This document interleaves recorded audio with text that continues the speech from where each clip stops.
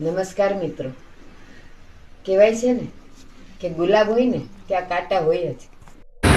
નમસ્કાર મિત્રો, ફરીથી સ્વાગત છે તો એક નવા વિડીયોમાં તમારા માટે લઈને આવી ગયું છે એક જોરદાર ખજૂરભાઈ અને કીર્તિબેન પટેલનો વિરોધનો. તો જો બેન આ શું બોલે છે, વિડીયોને ગમે તો લાઈક શેર અને સબસ્ક્રાઈબ કરો.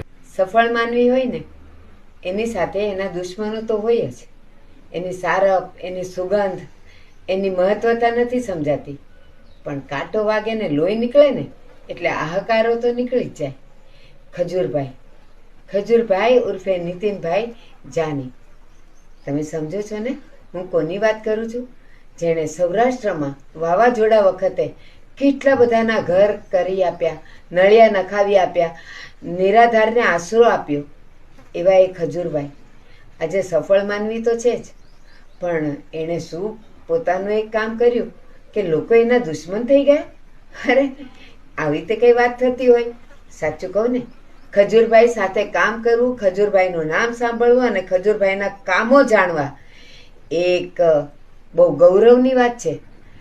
કહેવાય છે ને જ્યાં ભગવાન નથી હોતા ને, એ નથી પહોંચી શકતા ને, ત્યાં ખજૂરભાઈ જેવા એટલે કે નીતિનભાઈ જેવા લોકોને મોકલી આપે છે. એના હૃદયમાં માનવતા પ્રગટાવે છે અને એ જ એનું કામ કરી શકે છે. અરે એના વગોણા કરવાવાળાને શું ખબર પડે કે એના કામ કેટલા ઊંચા છે? જેમ હર્ષાબેને કીધું એમ, એક સંડાસ કે બાથરૂમ તો બનાવી જુઓ તો ખબર પડે કે ઈંટની કિંમત શું હોય. બાકી તમે લોકો શું જાણો